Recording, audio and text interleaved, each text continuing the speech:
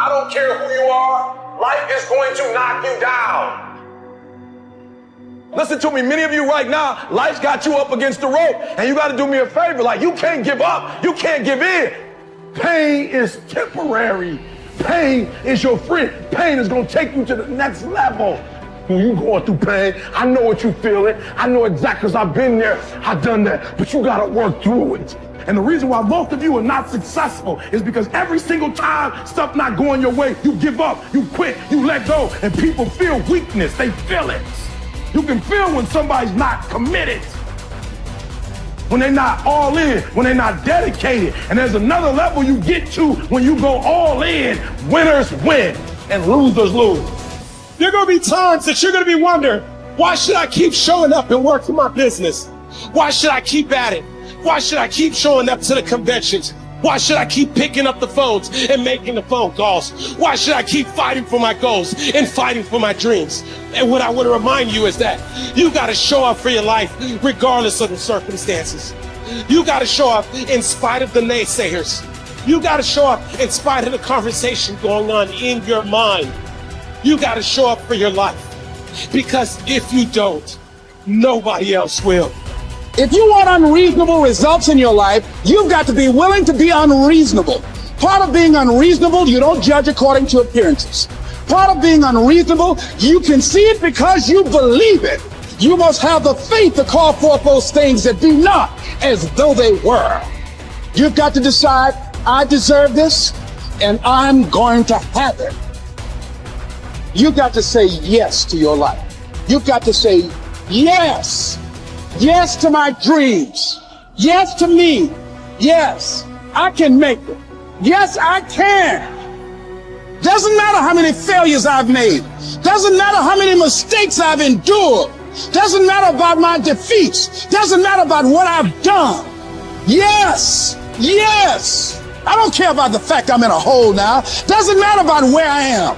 The last chapter to my life has not been written yet. If you judge me now, you'll judge me prematurely.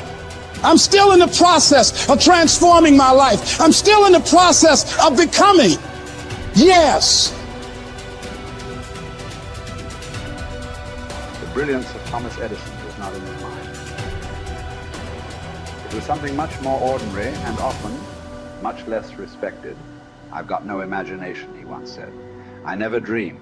I've created nothing.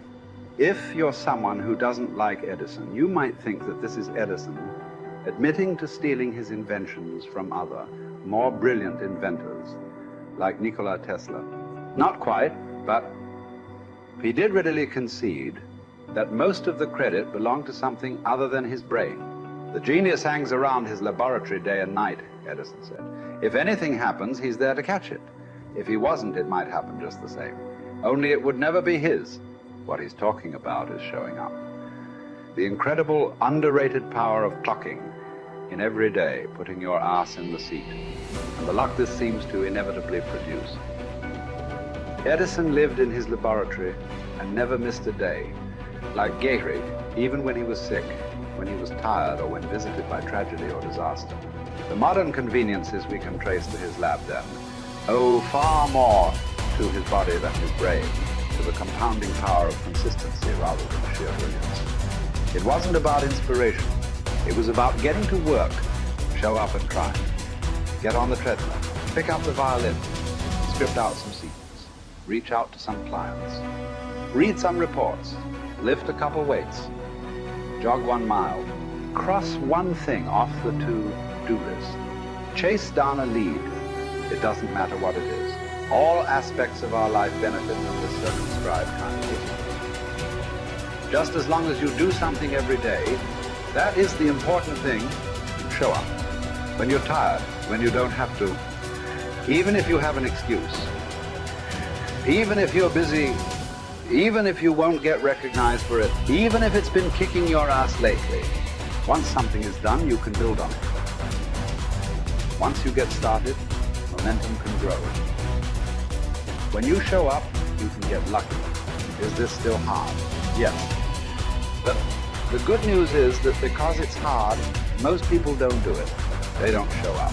They can't even do one tiny thing a day. So So yes, you're alone out there on the track in the rain. You're the only one responding on Christmas. But having the lead is, by definition, a little lonely. This is also why it's quiet in the morning. You have the opportunities all to yourself. Don't worry about setting any records. Just report for duty. No excuses. And here's the irony. This is also a way to break records. Consistency is a superpower. Day to day, willpower is incredibly rare. Lowell Gettrig was a solid position player and a good hitter. But his success really was rooted in the fact that he didn't miss many days of work. It's quite likely that had he continued at his normal pace and not been stricken with R's, that he would have put up career numbers that surpassed Babe Ruth. Gettrig wasn't just able to show up despite injuries and fatigue. He also had to push through ennui, doubt, and just plain not feeling it. He had slumps like we all do, but he also understood what they meant.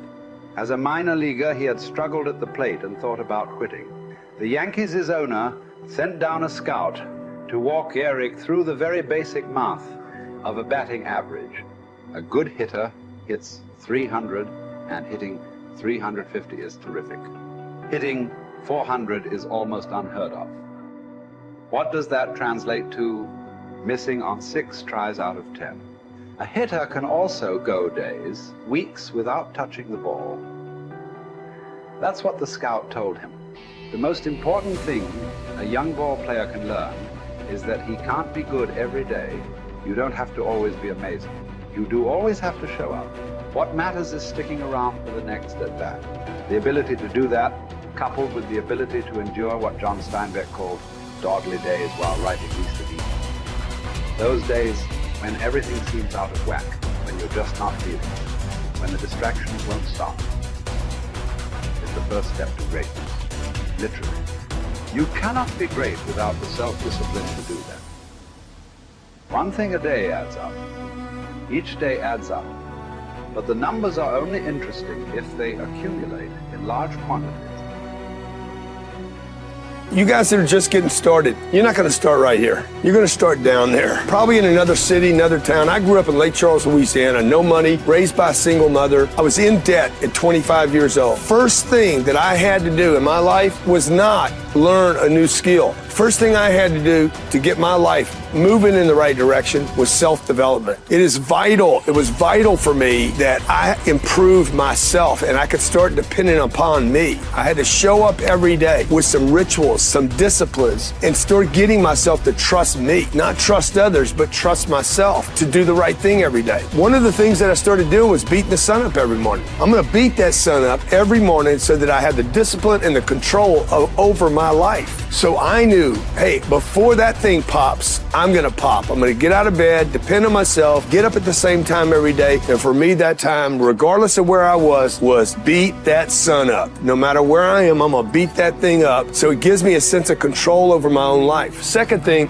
I had to start cleaning up my life and my friends and my environment. When I was younger, between 15 and 25, I was doing crazy stuff in my life. Wasting my weekends. I have the saying, weekends are for the weak. I was drinking, fooling around with a bunch of bad things, bad people. At 25 years old, I cleaned it all up. Quit going to those places. Quit hanging out with people that did not have ethics and discipline in their life. I wanted to build something in my life. I wanted to become someone. And to do that, to become someone in the eyes of the world, just beating that sun up every morning gives me the sense of accomplishment that I did what I said I was going to do, that I woke up when I said I would wake up, and I start building respect for myself, start believing in myself so that I can go out into the world. And maybe today when I go into this meeting that I'm dressed for, they'll believe in me as much as I believe in me, and that'll show up in a contract, a deal, maybe even some money.